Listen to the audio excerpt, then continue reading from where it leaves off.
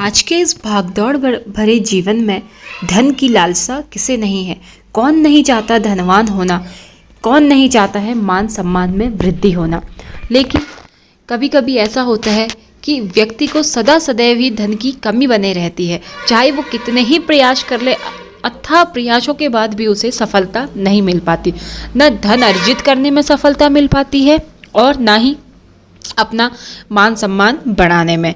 तो दोस्तों, आज हम एक ऐसे फूल के पौधे के बारे में बात करेंगे जिसे यदि आप अपने घर में लगा लेते हैं तो चारों तरफ से आपकी चांदी ही चांदी होना तय है। आपके मान सम्मान में वृद्धि होगी, आपके आसपास का वातावरण सकारात्मक रहेगा और साथ ही साथ आपके धन प्राप्ति के मार्ग भी प्रशस्त होंगे। तो नमस्कार दोस्तों, आप सभी का स्वागत है आपके अपने चैनल धर्म और आध्यात्म में। तो दोस्तों, वीडियो शुरू करने से पहले अगर आप चैनल पर नए हैं तो प्लीज़ लाइक कीजिएगा, सब्सक्राइब कीजिएगा और अपने दोस्तों के साथ शेयर करना ना भूलिएगा। तो चलिए वीडियो शुरू करते हैं। आप वीडियो अंत तक बने रहिएगा क्योंकि आज हम ऐसे एक चमत्कारी पौधे का, फूल के एक ऐसे चमत्कारी प्रयोग बताने जा रहे हैं जिसे यदि आप कर लेते हैं, उस पौधे को अपने घर में लगाना हो, चाहे उस फूल से भगवान का अभिषेक करना हो, हम सब कुछ बताएंगे, पूरी विधि के साथ बताएंगे। तो यदि आप कर लेते हैं तो यकीन मानिए आप पर देवी देवताओं की कृपा ऐसी बरसेगी कि आप धन संभाले नहीं संभलेगा, आपके सारे रोग परेशानी जो है सारी दूर हो जाएंगी। तो चलिए वीडियो शुरू करते हैं। तो कई बार कड़ी मेहनत के बाद भी हमें लाभ नहीं मिल पाता, हर क्षेत्र में असफलता ही मिलती है। तो अगर आपके साथ भी ऐसा होता हो तो आप दिव्य फूलों के चमत्कारी उपाय कर सकते हैं। तो दोस्तों, यह एक ऐसा पौधा है जो देवी देवताओं को बेहद ही प्रिय होता है और इसके तांत्रिक प्रयोग भी किए जाते हैं। तो जिस घर में यह पौधा होता है वहाँ कभी भी नकारात्मक ऊर्जा प्रवेश नहीं करती और विधि विधान से इस फूल से जुड़े उपाय करने से आपको इसके अद्भुत लाभ देखने को मिलते हैं।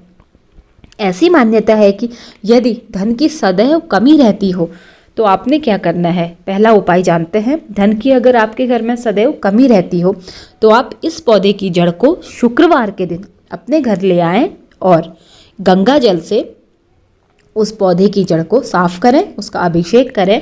फिर माता लक्ष्मी की आपके घर पर जो भी मूर्ति हो, फोटो हो, उसके सामने उस जड़ को अर्पित कर दें।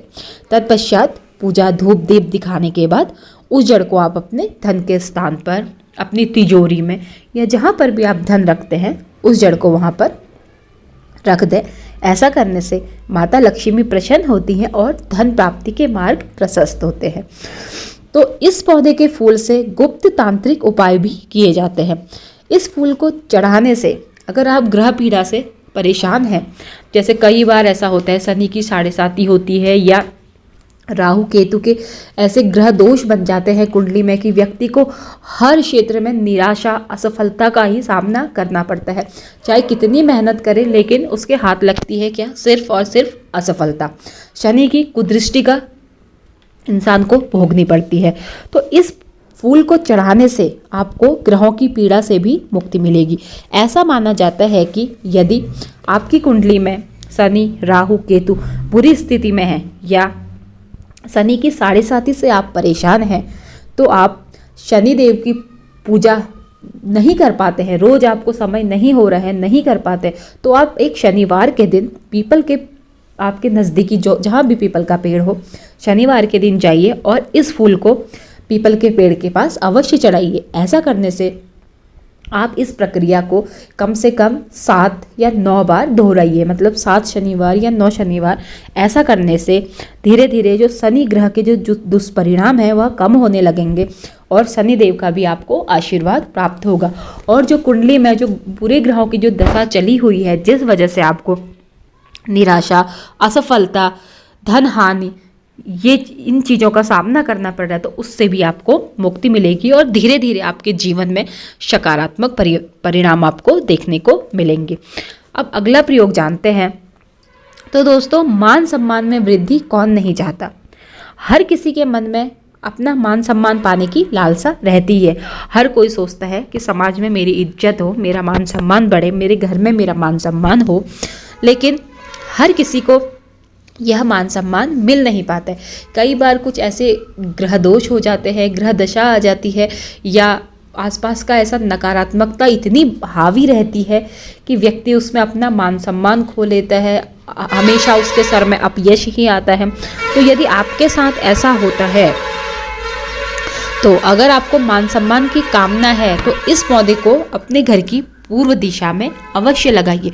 पूर्व दिशा में इस पौधे को लगाने से धीरे धीरे जैसे ये पौधे में फूल खिलने लगेंगे तो आपके आसपास की जितनी भी नकारात्मक ऊर्जा है वह धीरे धीरे दूर होकर आपके आसपास का वातावरण सकारात्मक होगा और समाज में आपका मान सम्मान अवश्य बढ़ेगा।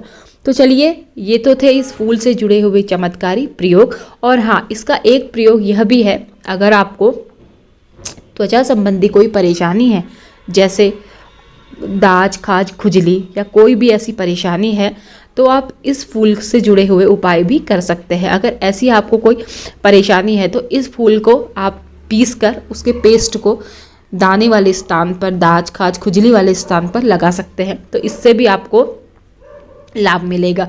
इसका यह आयुर्वेदिक उपयोग भी है।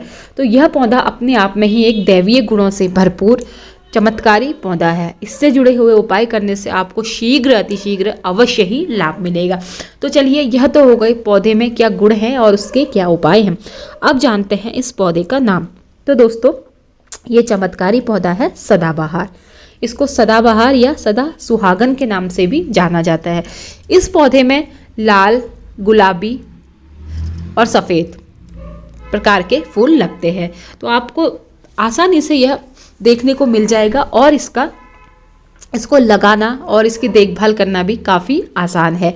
तो आपको कहीं भी ये पौधा दिखे तो अपने घर अवश्य लाइए, लगाइए, विधि विधान से इसको लगाइए और इससे जुड़े हुए उपाय कीजिए।